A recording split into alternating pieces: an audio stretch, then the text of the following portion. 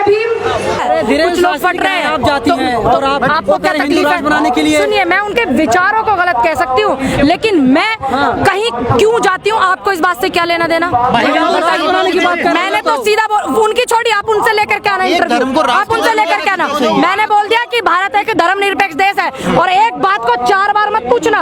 आप सोच रहे हो मुझसे 4 बार पूछ करके आप हाईलाइट हो जाओगे, वो नहीं होगे।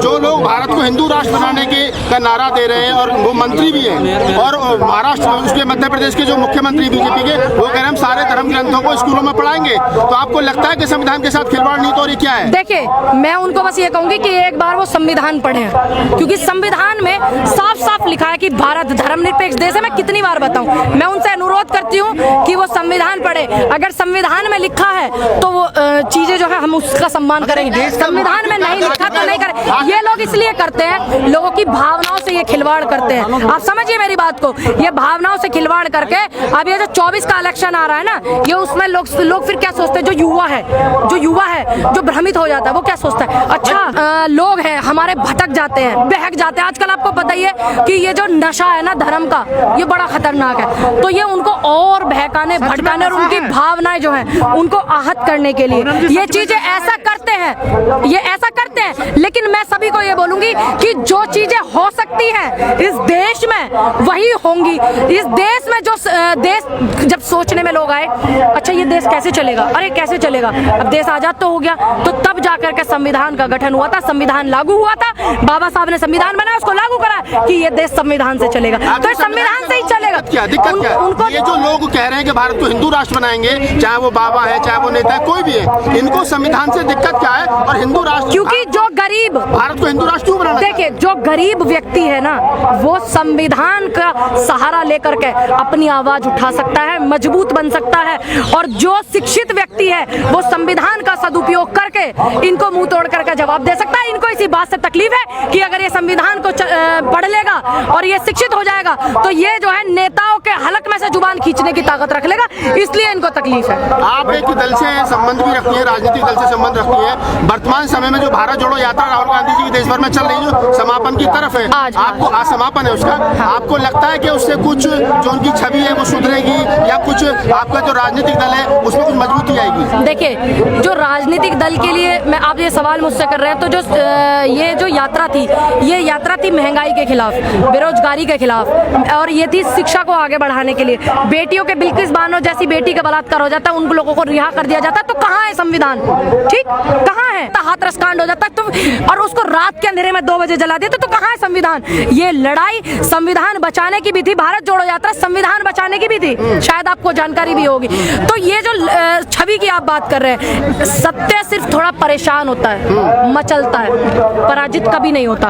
अब इन्होंने करोड़ों लाखों करोड़ों रुपए जो है, लाखों करोड़ों रुपए, चलो कितने लाख करोड़ रुपए राहुल गांधी जी की छवि खराब। ये जो संविधान बचाने की लड़ाई है, ये संविधान बचाने की लड़ाई आज से नहीं चली आ रही है, ये तब से चली आ रही है जब संविधान को लोग जलाते थे, और आज उसी संविधान की आड़ लेकर के ये उसमें मंत्रिमंडल में बैठे हुए हैं।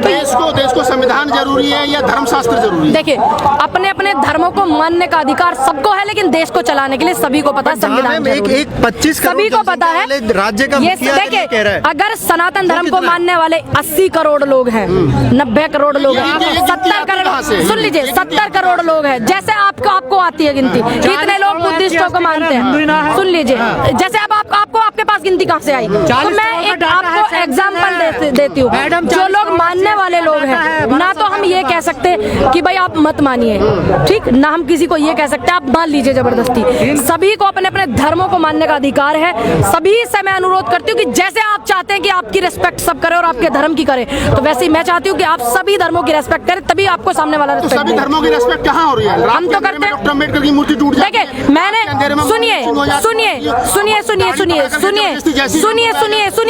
मैं इन बातों के खिलाफ हूँ। ये आप भी जानते हैं। मैं उन लोगों के भी खिलाफ हूँ जब संविधान को जलाने वाले लोग थे, मैं उन लोगों के भी खिलाफ हूँ जब अम्बेडकर की मूर्ति तोड़ने वाले लोग थे, और अम्बेडकर जी की जो मूर्ति तोड़ी गई आज वही लोग संविधान की आड़ ले रहे हैं। हमें इन चीज़ों से सतर्क रहना। संविधान बचाओ की जो लड़ाई लड़ रहे हैं, यात्रा कर करके आई हैं मेधा पाटकर जी, और मुझे यात्रा में भी उन्होंने आमंत्रित किया था। मेरा दुर्भाग्य है कि मेरी मदर का ऑपरेशन हुआ, मैं नहीं आ पाई, तो इसलिए मैं आज यहाँ पे आई हूँ क्योंकि मैं संविधान को मानती हूँ। ऐसा नहीं है नहीं मानती हूँ, मैं संविधान को मानती हूँ। किन लोगों से खतरा है? जिन लोगों के चौके चूल्हे चल रहे हैं ना बकवास करने से। क्या आप नहीं मानते कि संविधान खतरे में है? बताइए, मानते कि नहीं? क्यों? क्योंकि जितनी हमारी एजेंसियां हैं, संस्थाएं हैं सरकार की, उनका दुरुपयोग जो किया जा रहा है, उनका दुरुपयोग जो हो रहा है, वो कहाँ दिखाता है फिर कि संविधान खतरे में नहीं है? धर्म माना जा रहा है। योगी आदित्यनाथ ने कहा कि एक मिनट, लेकिन सब अपने अपने धर्म का प्रचार करते हैं, और ये सभी को पता है कि भारत एक धर्मनिरपेक्ष देश है। कौन क्या कह रहा है, कौन क्या नहीं कह रहा, आप मत भटकिए, क्योंकि आप वो लोग हैं जो जनता के असल मुद्दे दिखाते हैं। देश का मीडिया भटक रहा है। जय भीम। और जितने भी लोग यहाँ पर आए हुए हैं, मैं बस उनको ये बताऊंगी, क्योंकि यहाँ पर जो चर्चा हो रही है संविधान बचाओ देश बचाओ, आज जो हमारा संविधान है, संविधान को चलाने वाले लोग बैठे हुए हैं पार्लियामेंट में, और वो बात करते हैं संविधान की, सिर्फ बात करते हैं। जब इनकम टैक्स, ईडी, ये सारी संस्थाएं राष्ट्रीयकरण देश के हित में हुआ था, राज्य निजीकरण कर रहे हैं, तो कहाँ बचा है संविधान? और ये बात करते हैं संविधान की। इस लड़ाई में लड़ने के लिए हमें पूरे देश को, जिस तरीके से किसान आंदोलन में सिर्फ एक जात दिखती थी, वहां पर किसान जात, मजदूर जात, न कोई हिंदू दिखता था, न कोई मुस्लिम दिखता था, न सिख, न बौद्ध, न पारसी, कुछ नहीं दिखता था, सिर्फ किसान जात दिखती थी। तो इसलिए उस आंदोलन की बड़ी जीत हुई। और मैं कुछ भटके हुए लोगों को यह भी कहना चाहूंगी कि जो लोग भी इस बात पे भटके हुए हैं ना कि हिंदू राष्ट्र बनेगा, भारत हिंदू राष्ट्र बनेगा, भारत के संविधान में साफ साफ लिखा हुआ है कि भारत एक धर्मनिरपेक्ष देश है। लिखा है कि नहीं लिखा है? आप पत्रकार साथी हैं, शास्त्री जी ने कहा, ठीक, शास्त्री जी ने कहा भी है। तो हम संविधान का सम्मान करते हैं। तो अभी भाई मुझसे सवाल कर रहे थे कि आप इस बात का समर्थन करेंगे कि नहीं? मैं संविधान का समर्थन करती हूँ, संविधान की बात का मैं समर्थन करती हूँ। तो मुझे उम्मीद है कि आपको मेरा जवाब मिल गया होगा। और दूसरी बात, यहाँ पर विपक्ष को इकट्ठा जो किया गया है, वो किस लिए किया गया है? अगर जनता की आवाज उठाने के लिए विपक्ष नहीं होगा, मेधा पाटकर ताई जैसी नहीं होंगी, डॉक्टर सुनीलम जैसे लोग नहीं होंगे, हम जैसे लोग नहीं होंगे, तो फिर जनता की आवाज कौन उठाएगा? कोई नहीं उठाएगा। क्योंकि आजकल विपक्ष में ही अपने अंदर तानाशाही कुछ चल